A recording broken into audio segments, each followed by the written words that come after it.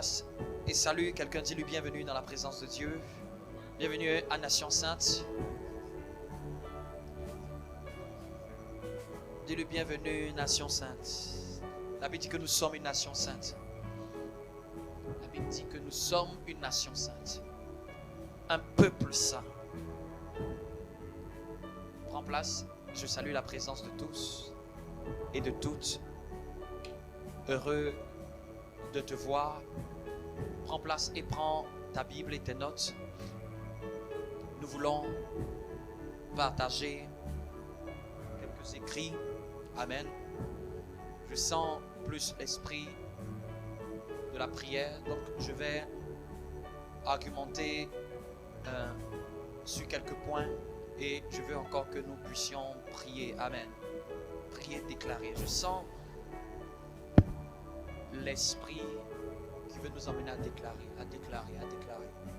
Déclarer, c'est affirmer ce que je crois. La Bible dit que proclamons notre très sainte foi. La foi, ça se proclame. Il dit proclamez votre très sainte foi. Ce que je crois, je dois le dire. Ça ne doit pas rester dans mon cœur. La Bible dit que nous avons cru et nous avons parlé. C'est parce que nous avons cru que nous avons parlé. Quand quelqu'un croit, l'un des signes que tu peux voir que quelqu'un croit en quelque chose, regarde sa bouche. C'est ce qu'il va le dire le plus souvent. Vous me comprenez? Donc, quand quelqu'un te dit que je crois que c'est dans mon cœur, c'est faux. La Bible dit que c'est de l'abondance du cœur que la bouche parle. Donc, quand ce que je dis le plus souvent est en fonction de ce que je crois dans mon cœur le plus souvent. Amen. Dis à ton voisin, fais attention à tes paroles. C'est quoi tu dis le plus souvent? C'est révélateur de ce que tu crois. C'est l'abondance du cœur que la bouche parle. Nous allons prendre Proverbe chapitre 1er.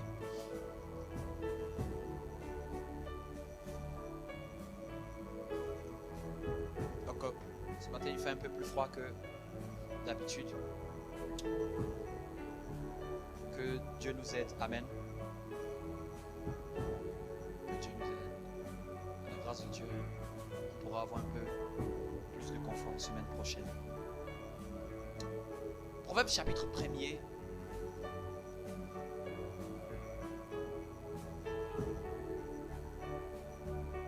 Saint-Esprit,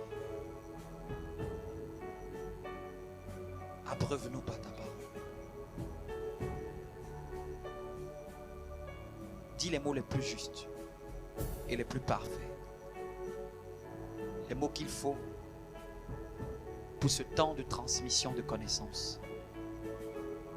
Ce temps de transmission de connaissances. Amen. Donc, aie tes notes avec toi. Il y a une chose que tu vas noter et ça va nous aider. Je l'avais noté même hier pour ne pas que je puisse oublier. Et quand je dis connaissance, ça m'est venu. Dans ma vie, j'ai été beaucoup attiré par la connaissance. À un point même que il y a certaines encore profondeurs de la connaissance, les études personnelles que je fais, mes propres recherches.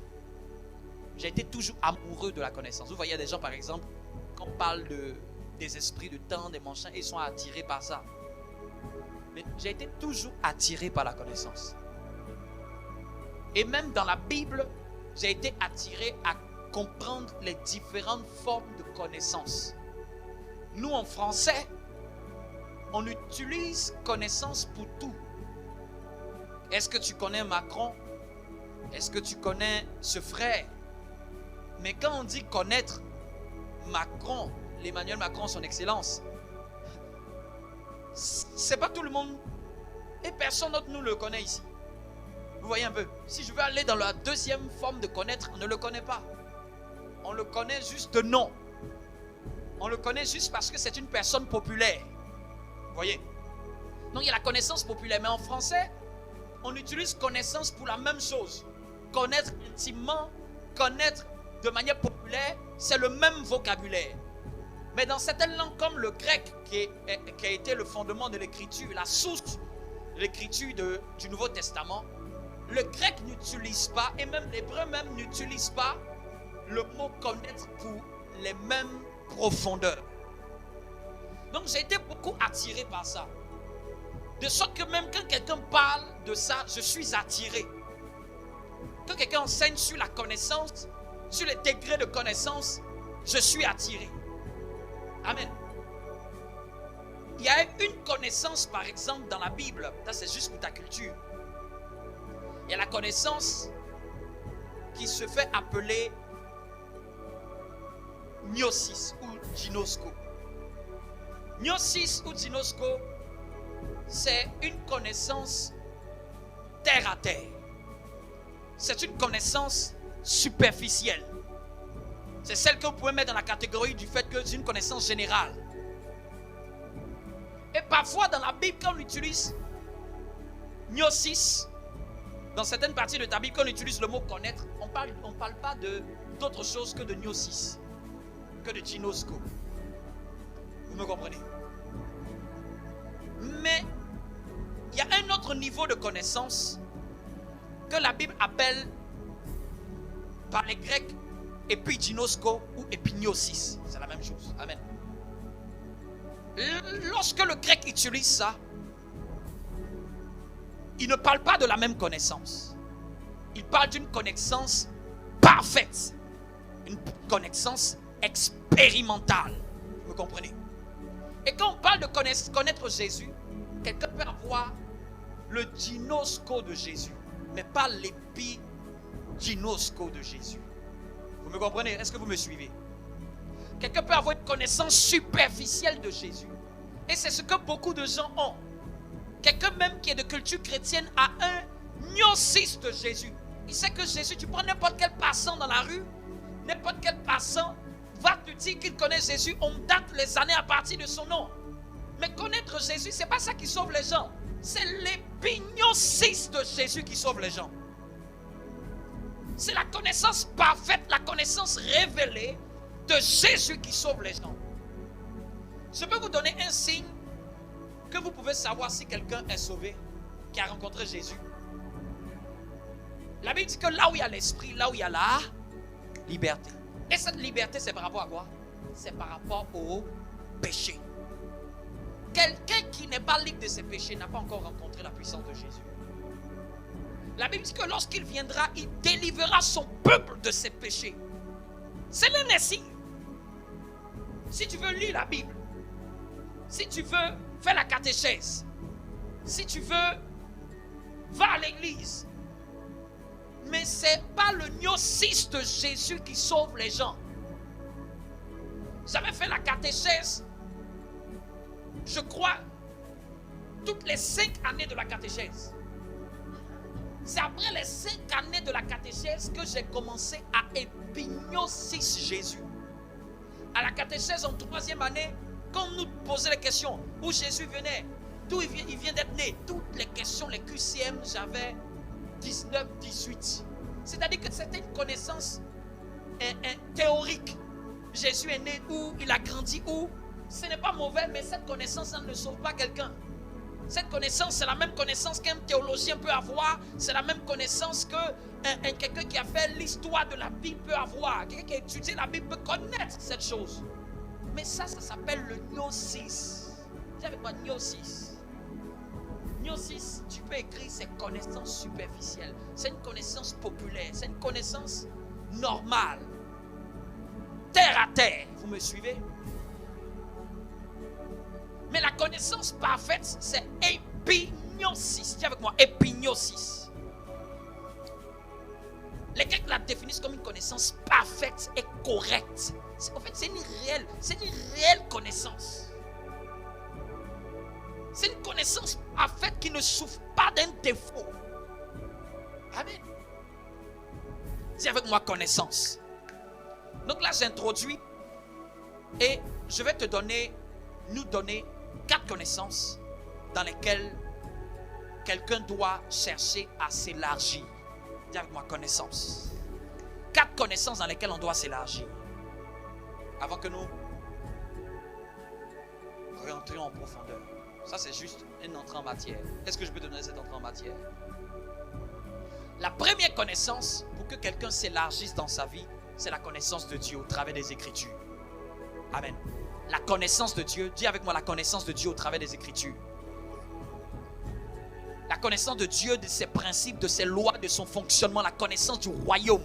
La connaissance de Dieu, c'est cette connaissance spirituelle, cette connaissance révélée. C'est la première forme de connaissance parce qu'elle surpasse toute forme de connaissance. Vous me comprenez? Vous me suivez? C'est dans cette Bible-là contient toutes les lois de Dieu. C'est dans cette Bible qu'on dit honore ton père et ta mère, afin que les jours de ta vie se prolongent. C'est une loi de Dieu. C'est une loi de Dieu, une loi instituée par Dieu. Quelqu'un qui veut connaître les lois de Dieu, il doit scanner les Écritures. Dans tout domaine de la vie est régi par des lois. Et la plus grande partie, les domaines de la vie, sont enseignés dans les Écritures. Dis avec moi la connaissance de Dieu.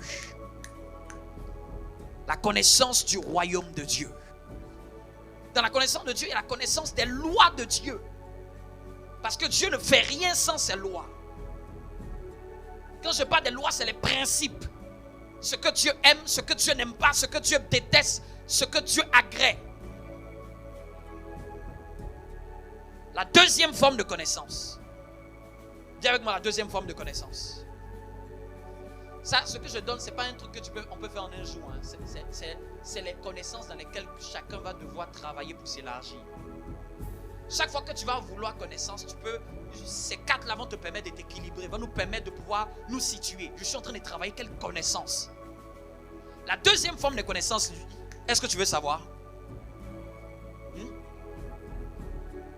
La deuxième forme de connaissance, Dieu même aussi nous en a parlé. C'est la connaissance de soi-même.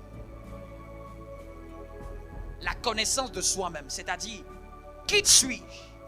Qu'est-ce que j'ai? Quels sont mes points forts? Quels sont mes défauts? Quelles sont mes qualités? Quel est le don que Dieu m'a donné? À quoi suis-je prédestiné? Qu'est-ce que je sais faire et qu'est-ce que je ne sais pas faire? Vers quoi Dieu m'envoie? Parce que si je ne me connais pas, je vais vouloir être la copie de quelqu'un. Je vais vouloir imiter quelqu'un qui ne me ressemble pas. Je vais être frustré du fait que tel fait ceci, mais moi je ne sais pas faire ça. Vous me comprenez? Je vais chercher à rentrer dans une forme de jalousie. Mais cette personne a brillé. Mais moi Dieu ne m'a rien donné. Non, c'est parce que je ne me connais pas. C'est parce que je ne connais pas le talent que j'ai. C'est parce que je ne connais pas la source que j'ai. La capacité que j'ai. La destinée. Le talent, le don que Dieu m'a donné. Là je mets les quatre parce que même cette année, une grande partie de ce qu'on va enseigner, quand j'enseigne, c'est la connaissance, n'est-ce pas? Donc une grande partie de cette connaissance va toucher une forme de ces connaissances. Donc soit quand je vais enseigner, ça va toucher plus sur la connaissance de Dieu, ou parfois ça va enseigner sur la connaissance de nous-mêmes. Dis avec moi, Seigneur, donne-moi de me connaître. Quand on se connaît, on ne va pas être au poste où on n'est pas. On ne va pas jouer à un poste où on n'est pas. Parce que quand quelqu'un n'est pas là où il doit être, il est sous-performant. Dans le foot, quand quelqu'un est joueur, un entraîneur, il y a un entraîneur qui a mis, je crois, un joueur du Real à la place. J'ai dû voir ça. À la place où il n'était pas. Et quand ils l'ont changé pour le mettre à sa vraie place, les gens ont vu sa performance se manifester. Mais quand il n'était pas à son poste, tous les buts passaient par lui. Quand quelqu'un ne se connaît pas, quand tu ne sais pas tes points forts, tu vas vouloir jouer à la place de quelqu'un d'autre. Et souvent tu vas être frustré du fait que Dieu t'a défavorisé. Mais c'est faux. C'est pas que Dieu m'a défavorisé. C'est parce que je suis dans un endroit, je suis dans une place qui n'est pas conforme. Même par rapport à votre métier. Quand quelqu'un ne connaît pas ce qu'il sait faire, il va être médiocre dans ce qu'il sait faire. Vous devez regarder. Ne choisissez pas les métiers par rapport à ce qui seulement sonne bien. Choisissez un métier par rapport à vos compétences, par rapport à ce que vous savez faire. Souvent, quand les gens viennent demander l'orientation quand j'aide les gens à retrouver leur orientation, je leur demande, il faut te connaître. Connais-toi. Une fille à mon travail me demandait, mais qu'est-ce que tu penses que ce travail c'est mieux pour moi? Je dis non, ce n'est pas une question, est-ce que c'est mieux? Est-ce que tu te connais? Est-ce que tu peux supporter ce genre de poste? Je vais te dire seulement ce qu'on fait dans ce poste. Il faut regarder. Il faut te connaître toi pour voir est-ce que tu peux supporter. Est-ce que ces tâches-là, tu vas pouvoir les faire? Ce n'est pas une question de suivre tout le monde parce que tout le monde va là-bas. Il faut toi-même te connaître, même par rapport aux relations sentimentales. Qu'est-ce qui fait que les gens se trompent? C'est parce qu'ils ne se connaissent pas. Ce n'est pas parce qu'ils ne connaissent pas Dieu. C'est parce qu'ils ne se connaissent pas. Si tu ne te connais pas, tu ne pourras pas dire os de mes os. Tu ne pourras pas. Parce qu'il faut connaître tes os avant de dire l'os qui est là, c'est la mienne. Amen. Il faut savoir ce qu'il y a en toi. Il faut savoir ton tempérament. Tu es de quel tempérament? Tu es de quelle force? Ça te permet de te positionner sur certaines choses ou pas? Troisième type de connaissance. Ça, c'est l'entrée en matière. Dis avec moi l'entrée en matière. Est-ce que ça nous bénit? Est-ce que ça nous bénit? Ah, moi j'aime la connaissance. Qui aime la connaissance? Moi, j'aime la connaissance. La Bible dit que vous connaîtrez la vérité vous affranchira. Mon peuple périt faute de connaissance. Il dit parce que tu as rejeté la connaissance, moi aussi je te rejette. Dans la Bible, Dieu dit parce que les gens ont rejeté la connaissance, Dieu dit qu'il les rejette. Il est écrit, la vie éternelle, c'est qu'ils te connaissent, toi le seul vrai Dieu, et celui qui l'a envoyé, ton fils Jésus. L'apôtre Paul priait dans Colossiens, il disait que l'amour de Dieu augmente de plus en plus en connaissance et en pleine intelligence. L'apôtre Paul pouvait dire dans Éphésiens chapitre 1 qu'il illumine les yeux de votre cœur, qu'il vous donne un esprit de sagesse et de révélation dans sa connaissance. L'apôtre Paul pouvait dire encore dans Colossiens que vous soyez remplis de la connaissance de sa volonté. La Bible pouvait dire encore dans Osée 6,4 cherchons à connaître l'Éternel. Ça c'est que tu analyses dans la Bible est rattachée à la connaissance. Voilà pourquoi même le livre là, celui qui n'est pas instruit, ce livre ne le bénit pas. C'est-à-dire que quelqu'un qui n'a pas l'ouverture de connaître, ce livre là ne peut pas le bénir. Troisième type de connaissance, et on avance. J'ai dit troisième type de connaissance, c'est ça? Donc se connaître soi-même, connaître ses forces, connaître ses faiblesses, connaître ce que Dieu a mis en lui comme dépôt, connaître sa personne, ton caractère, ton comportement, ton tempérament, ta manière d'être. En fonction de tout ça, ça te permet de connaître tes faiblesses et de ne pas aller là où tu sais que tes choses ne vont pas avec toi. Troisième forme de connaissance, c'est la connaissance financière. Oui, je me suis rendu compte que je vois quelqu'un qui prie. Vous avez déjà vu quelqu'un qui prie, il jeûne, il fait tout, il va à l'église. Mais j'ai l'impression que l'argent et lui sont ennemis. Vous n'avez jamais vu ça? Hein? Souvent même, on le voit même beaucoup plus. Vous savez, c'est parce qu'ici, on a un certain niveau de modernité que même un minimum, tout le monde a. Les gens prient plus que les gens en Afrique. Tu te demandes, mais comment quelqu'un peut prier? Prier, jeûner, s'égosier. Mais pauvre, même on utilise ce vieux adage pauvre comme un rat d'église. C'est parce que la connaissance de Dieu et la connaissance de toi, ce n'est pas la connaissance de l'argent. L'argent, c'est un autre domaine. Vous me comprenez un peu? L'argent, là, c'est un autre domaine. C'est comme la géographie. C'est pas parce que tu pries que tu connais la géographie. C'est pas parce que tu jeûnes que tu connais la physique. Est-ce que vous me comprenez? Jeûne comme tu veux. Le jeûne ne va pas permettre à quelqu'un de connaître la géologie. La géologie, c'est un domaine de la terre. Si quelqu'un n'a pas étudié la géologie, il ne deviendra pas expert en géologie, même s'il est dans une église avec le plus grand pasteur du monde. Vous me suivez? Même si on lui impose les mains, les pieds, la tête, même si on verse tout, si tu ne connais pas le domaine de l'argent, tu ne peux pas percer dans l'argent. C'est-à-dire que je dois apprendre le domaine des finances. Vous n'avez pas vu souvent des sportifs qui ont brillé, n'est-ce pas? Et ça, c'est la quatrième type de connaissance. La quatrième type de connaissance, c'est une connaissance d'une spécialité. Si vous voyez un sportif qui a brillé, c'est parce qu'il maîtrisait une spécialité. Mais maîtriser une spécialité, ce n'est pas maîtriser l'argent. Voilà pourquoi il finit de briller à la fin de sa carrière. Il est pauvre. Voilà pourquoi il finit de combattre. Il a gagné des millions. Et à la fin, on dit qu'il n'a pas d'argent. Il avait la connaissance spécialisée. Ça l'a donné du succès, mais il n'a pas réussi. Donc la quatrième type de connaissance, c'est la connaissance spécifique ou spécialisée dans un domaine. Un domaine qui est rattaché à ta vocation, à ton appel, à tes compétences. Mais tu dois être compétent de manière spécialisée. Moi, par exemple, je suis la compétence pour laquelle on me paye au travail, c'est pour quelqu'un qui maîtrise le chauffage. Qui maîtrise le chauffage. Cette semaine, on était en train d'étudier, on s'est assis et puis quelqu'un est en train de nous enseigner.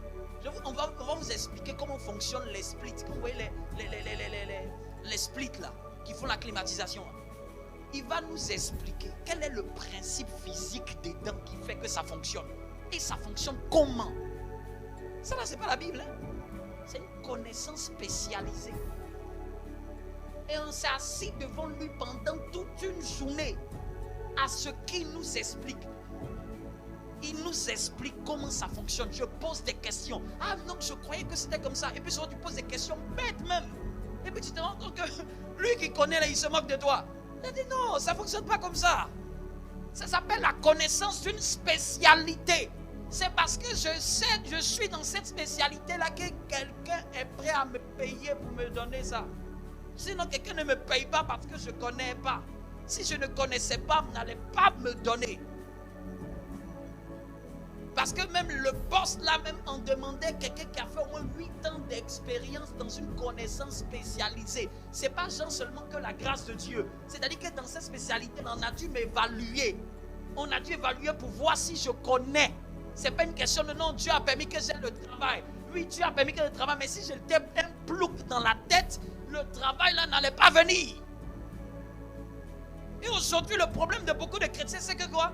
Ils pensent que tout va se faire que par la prière. Oui, il faut commencer avec Dieu. Mais j'ai dit qu'au commencement, Dieu, les cieux et la terre. Dieu a toujours été équilibré. Pas seulement le ciel, mais aussi la terre. Dis avec moi cette année-là, est-ce que tu peux avoir une spécialité dans laquelle tu vas devenir un expert? C'est ce qui va te faire avancer dans la vie. On n'avance pas dans la vie juste parce que seulement c'est seulement prier. Mais c'est canaliser après la prière. C'est canaliser mon énergie à développer des compétences et des connaissances. Donc on récapitule. J'ai dit combien de types de connaissances? 4. La connaissance de Dieu. Au travers des Écritures. Faites tout pour chercher à connaître Dieu. Dans la connaissance de Dieu, c'est la connaissance des choses spirituelles.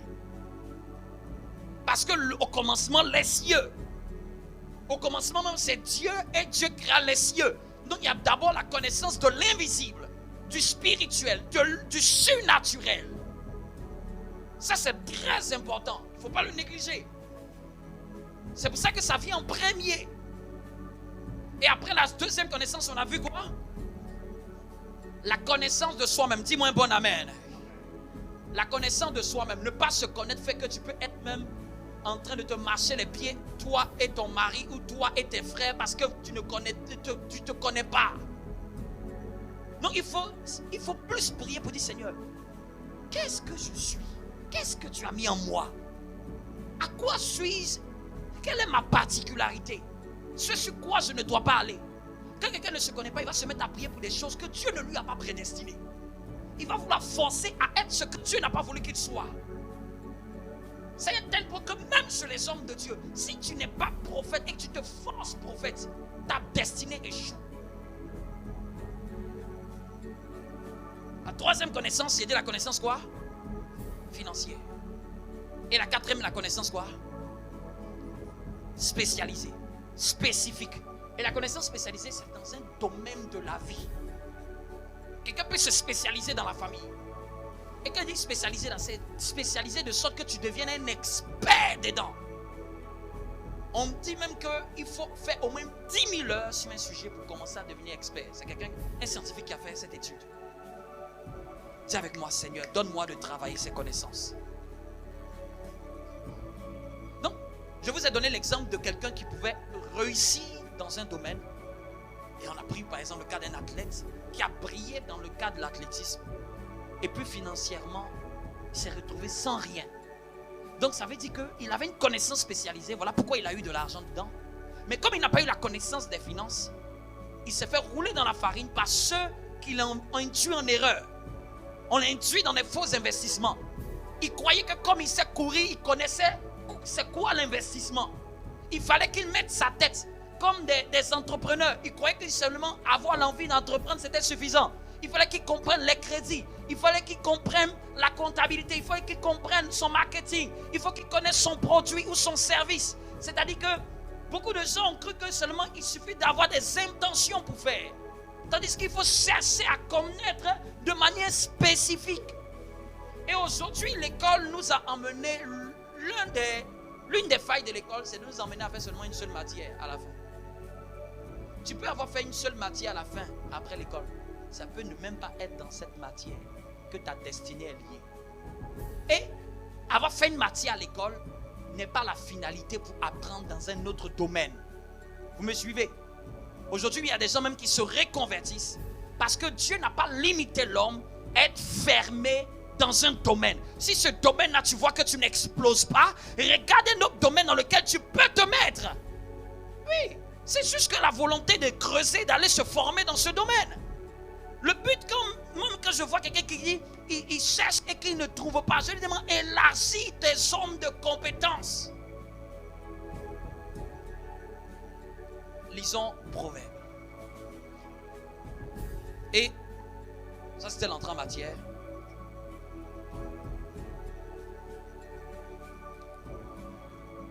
Merci Saint-Esprit. Dis avec moi, merci Saint-Esprit. Donc dimanche dernier, on était en train de parler des piliers de la sagesse, n'est-ce pas? Dis avec moi les 7 piliers de la sagesse. Et on avait commencé déjà à voir, on avait listé des piliers et on avait commencé à creuser et à s'attarder sur un. On avait donné l'un des piliers qui était la crainte de l'Éternel. On avait donné un deuxième qui était le conseil, amen. Et un troisième qui était la réprimande. Et les autres, je vous donnerai la prochaine fois. 4 autres. La prochaine fois, de manière plus claire et détaillée. Et on s'était attardé sur l'un des piliers qui était quoi? Dis avec moi la réprimande. Dis avec moi la réprimande. Dis avec moi la réprimande. Qu'est-ce que c'est la sagesse? La sagesse, quand on regarde même dans sa définition, c'est du bon sens. La sagesse, c'est du bon sens. C'est un genre de discernement. C'est une manière de se comporter par rapport à des circonstances. C'est avoir la bonne attitude au bon moment. C'est avoir les bonnes paroles pour passer là où je dois passer. C'est d'avoir le bon caractère qu'il faut pour aller là où je dois aller. Amen. Donc la sagesse, c'est une forme de bon sens, c'est une forme de discernement. Dans la sagesse, dans son étymologie, il y a le mot discernement. Discernement, c'est savoir quoi faire. Et on a dit qu'au début de l'année, c'est beaucoup plus la sagesse. Pourquoi? C'est de savoir quoi faire. Dans quoi je dois taper. Et lorsqu'on veut développer la sagesse, puisque j'ai besoin d'avoir un bon sens, j'ai besoin d'être bien orienté, j'ai besoin de ne pas sombrer, je ne dois pas sombrer, je ne dois pas m'égarer, je dois aller dans la bonne direction. Il va y avoir des panneaux indicateurs qui sont les piliers de la sagesse. Dis-moi un bon amen. Et souvent, pour que j'ai du bon sens, le bon sens ne viendra pas juste pour me cajoler, pour dire waouh, ce que tu es en train de faire est bien. Dieu va passer par des catégories de personnes pour me donner de ne pas aller sur certains chemins qui vont être ma perte. Lisons dans Proverbes chapitre 1er, ça va nous aider. Verset 23. Amen. Je lis la parole du Seigneur. Tournez-vous pour écouter mes réprimandes. Il dit tournez-vous pour écouter mes réprimandes. Oui. Voici, je répandrai sur vous mon esprit je ferai connaître mes paroles. Verset 24. Puisque j'appelle et que vous résistez. Puisque j'appelle et que vous résistez. Puisque j'étends ma main et que personne n'y prend garde. Ça, c'est la sagesse qui parle. Hein. La sagesse dit que j'étends ma main, personne n'y prend garde. Puisque vous rejetez tous mes conseils. Puisque vous rejetez tous mes conseils. Et que vous n'aimez pas mes réprimandes. Et que vous n'aimez pas mes réprimandes. Moi aussi. Moi aussi. Je rirai. Moi aussi, je rirai. Quand vous serez dans le malheur. Quand vous serez dans le malheur. Je me Amen. moque. Amen. Amen. Souvent, quand quelqu'un est dans un malheur, quand quelqu'un dit que sa vie n'avance plus, souvent, je ne vais plus me mettre à prier. D'abord, c'est trop facile de dire que ma vie n'avance pas, tout me tombe dessus. Non, il y a quelque chose qu'on t'a dit que tu n'as pas fait. Ne vous mettez jamais à croire que quelqu'un se retrouve seul dans sa vie et puis tout lui tombe dessus par hasard. Il sait pourquoi il en est là. C'est parfois il ne veut pas assumer. Il sait pourquoi il en arrive là. Parfois des gens lui ont parlé, mais il n'a pas écouté. Vous me comprenez? Souvent vous avez vu des gens, des choses leur sont arrivées, et puis on sait que c'est parce qu'on l'avait déjà prévenu. Et qu'est-ce que c'est la réprimande? Je fais court pour qu'on arrête ce matin.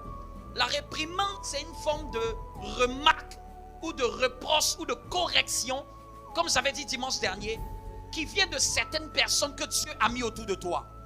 Comme j'ai dit que la sagesse, c'est du bon sens.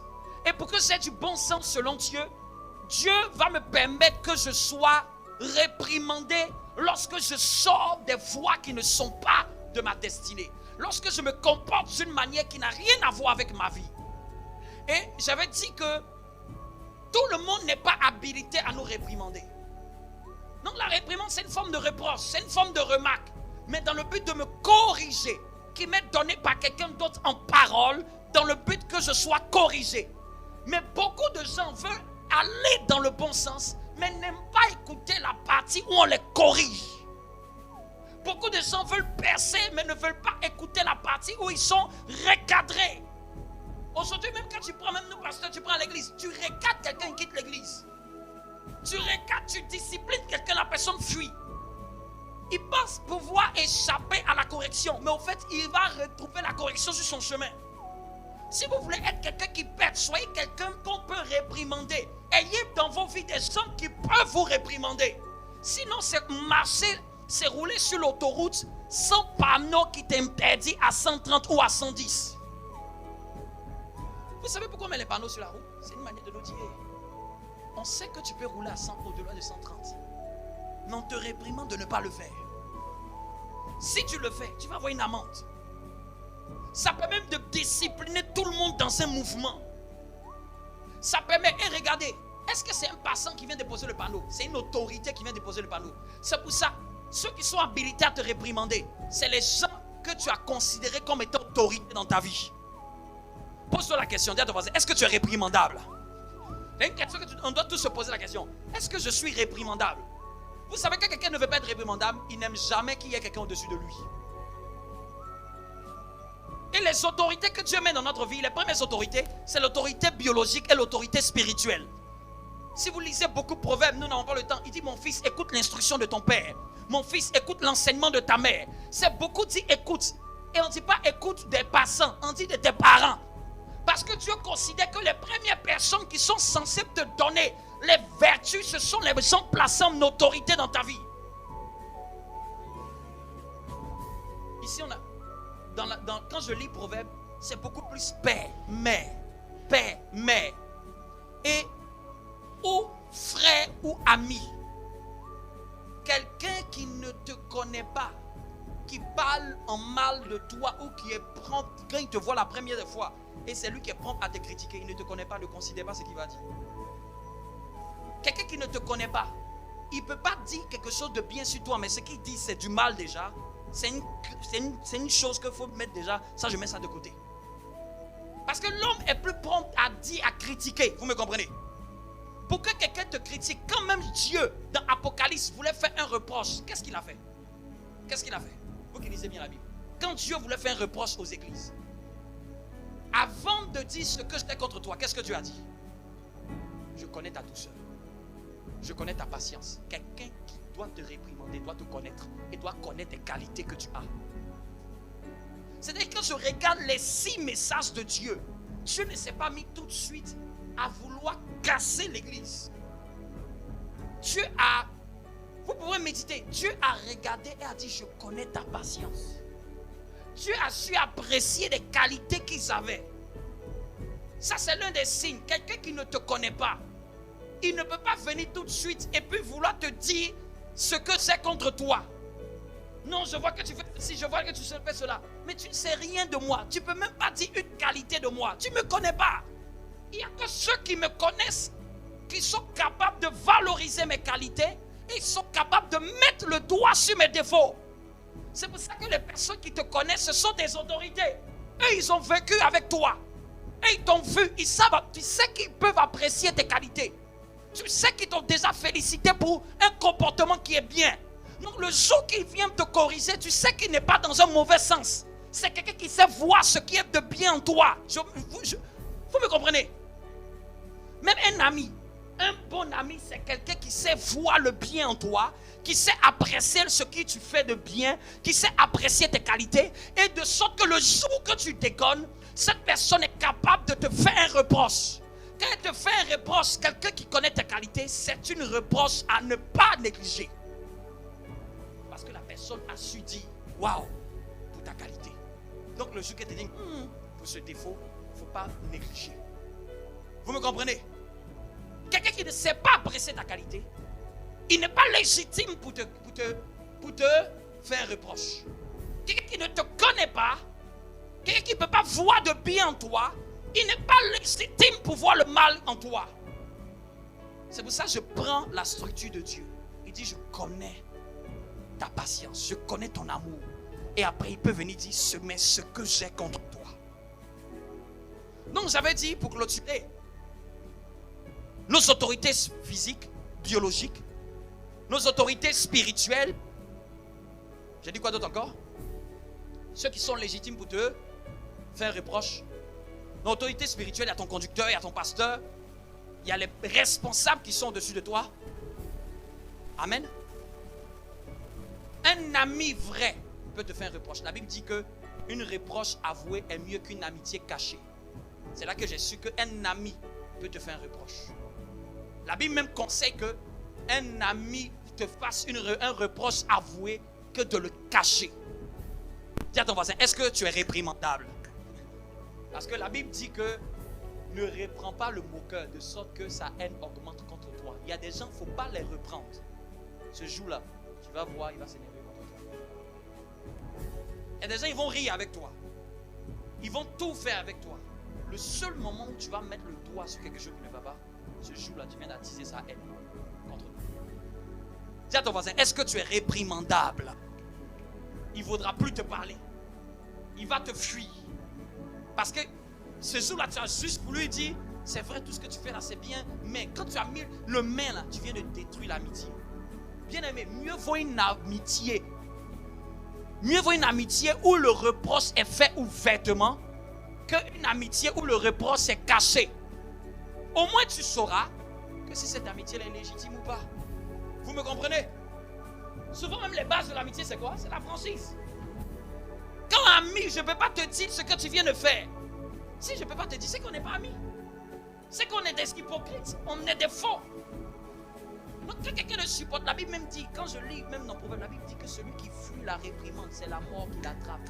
J'ai lu dans ma Bible que le malheur et la pauvreté est pour celui qui est la réprimande. J'ai dit, hey Seigneur, même le malheur, même la pauvreté, je ne savais pas que la pauvreté, c'est un esprit qui poursuit ceux qui est la réprimande. En fait, Dieu déteste les gens qui dédaignent la réprimande. Les gens qui n'écoutent pas quand on leur fait des reproches. Papa le reproche, maman les reproche, les amis le reprochent et ils n'écoutent pas. En fait, ils s'attirent une forme de malheur sans le savoir.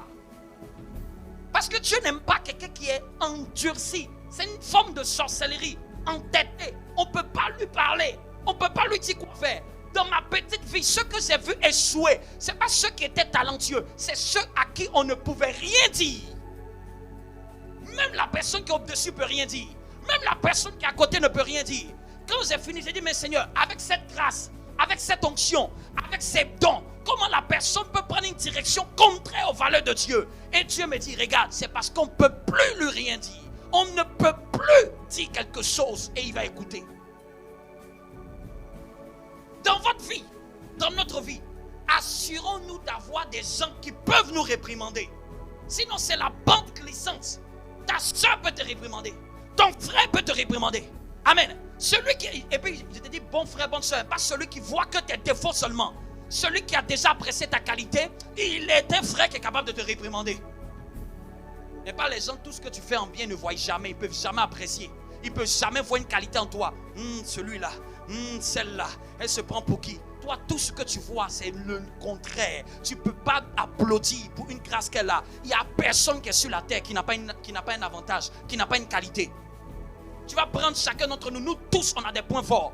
Mais quel est celui qui ne va jamais apprécier le point faible de l'autre? Et puis tout ce qu'il va venir dire, il va venir casser du sucre sur le dos, sur le côté négatif. Si tu ne peux pas être à la résurrection de quelqu'un, ne sois pas là au moment où il est crucifié. Si tu ne peux pas être à la gloire de quelqu'un, tu ne peux pas acclamer lorsque quelqu'un est en train de monter. Ne sois pas là toujours en train d'être juge.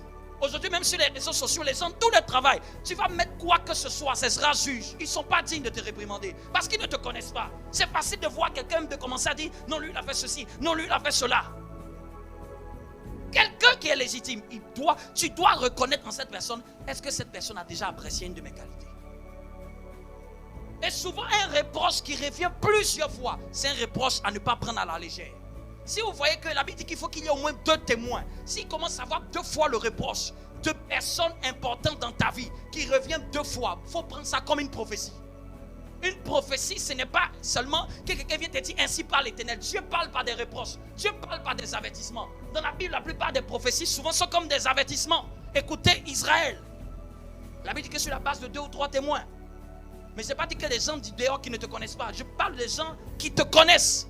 Vous me suivez?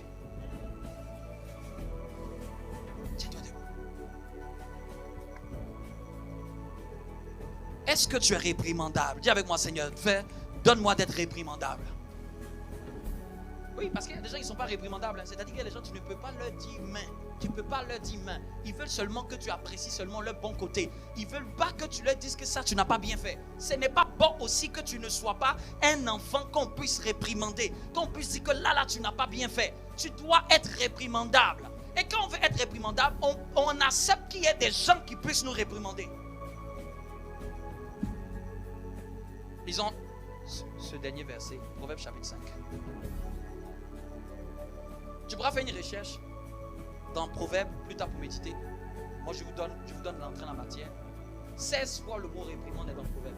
16 fois. 16 fois. C'est le texte de la Bible où on parle le plus de réprimandes. Réprimander, ça veut dire qu'on me corrige. On me donne la bonne forme. On me donne de me parfaire. Quelqu'un qui ne se corrige pas. Un homme de Dieu pouvait dire, quelqu'un arrivait dans un pays anglophone, il ne parlait pas très bien le français. Il a dit aux gens, comme il connaissait la réprimande, il a dit, si je me trompe là, corrigez-moi. Si je dis des mots en anglais qui ne sont pas ça, et que vous savez que j'ai dit du n'importe quoi, corrigez-moi. Il dit, comme il acceptait que quand il parle, quelqu'un peut dire, non, ça c'est pas comme ça qu'on dit. Ça lui a permis de parfaire son anglais. Mais les gens qui n'aiment pas qu'on les corrige, en fait, ils restent dans l'erreur éternellement. Ils ne s'avancent plus. J'ai dit Proverbe chapitre 5.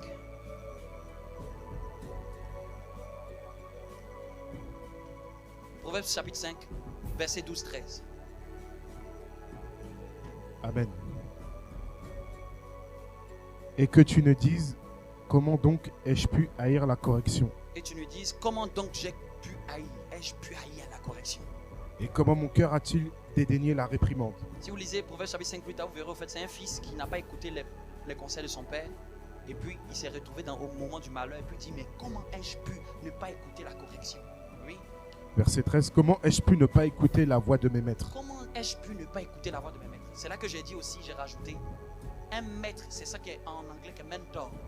C'est quelqu'un qui maîtrise quelque chose mieux que toi. Il est capable de te corriger. Si quelqu'un maîtrise Internet que toi, il est capable de dire que ce n'est pas comme ça qu'on navigue. Si quelqu'un maîtrise les réseaux plus que toi, il est capable de dire que ce n'est pas comme ça qu'on fait les réseaux. Vous me comprenez? Il dit, comment ai-je pu ne pas écouter la voix de mes maîtres? Mes maîtres, là, ça peut être même à l'école pour ceux qui ont des études. Ça, au travail, un maître aussi, c'est quelqu'un qui a une expertise dans ton domaine, mais qui t'est supérieur. Parce que quelqu'un qui fait quelque chose que tu ne fais pas, c'est lui qui doit te corriger et non toi. Et aujourd'hui, il a dit que notre génération de maintenant, on aime corriger nos maîtres. On ne sait pas écrire A, mais c'est nous qui voulons dire au maître que tu n'as pas bien écrit le A. Dis à ton voisin, est-ce que tu es réprimandable? Mets la main sur le cœur. Et prie pour ton cœur.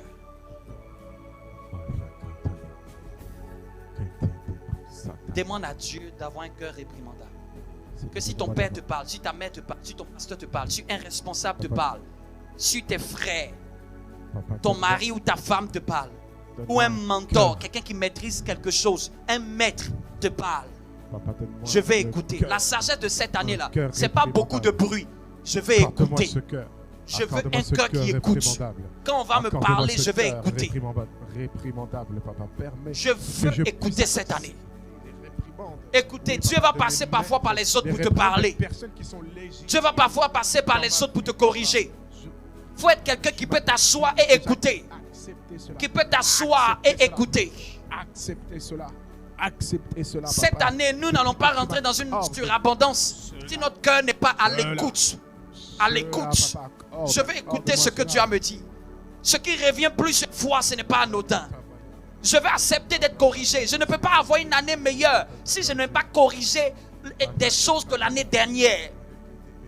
Qui évolue sans se corriger? Qui perd sans se corriger? Qui monte sans se corriger? Une année ne change pas la vie de quelqu'un. C'est ce que je fais sur moi-même qui me fait percer. Même ma relation avec Dieu, je dois la corriger. Ton pasteur peut dire que non, tu ne marches pas bien avec Dieu. Tu peux faire mieux. Il ne faut pas prendre ça comme une insulte, mais il faut prendre ça comme quelque chose qui te donne de t'ajuster. Il n'y a que celui qui t'aime qui peut te dire la vérité. Celui qui ne t'aime pas, il va te voir, il ne dira rien. Celui qui t'aime, quand il te verra, il va te dire non, ce n'est pas comme ça qu'on fait. Ce n'est pas comme ça qu'on se comporte. Ce n'est pas comme ça qu'on parle. Ce n'est pas comme ça qu'on réagit. Ce n'est pas comme ça qu'on fait les choses ou on emmène les choses. Celui qui t'aime, il ne voudra jamais te laisser seulement t'encenser. Il pourra t'élever le jour que tu es dans ta gloire. Mais le jour que tu as fait du n'importe quoi, il va te dire là, tu as fait du n'importe quoi. Donne-moi une oreille qui écoute ce matin. Donne-moi d'écouter la voix de mes pères, de mes maîtres. Je ne veux pas être comme cet homme qui a dit, je n'ai pas écouté la voix de mes maîtres. Si tu n'as pas de maître, ça veut te dire que trouve-toi des maîtres. Quand quelqu'un veut évoluer et quelqu'un sait qu'il va briller, il doit se trouver des maîtres dans son domaine. Il doit se trouver des maîtres dans son domaine. Je vais écouter la voix de mes maîtres. Acclame Dieu pour sa parole.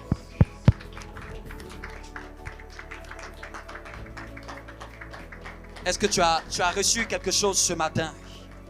Tu pars ce matin avec une instruction. Amen. Ma prière, je dis Seigneur, chaque fois que tu me veux me parler, permets-moi que quelqu'un sorte moins bête. Amen. Qu'il apprenne un peu plus. Et c'est ça ma prière. Nous allons préparer ce que nous allons apporter pour le Seigneur. Seigneur, donne-nous de grandir en sagesse. Lève la main et dis, Seigneur, donne-moi de grandir en sagesse. Donne-moi du bon sens cette année.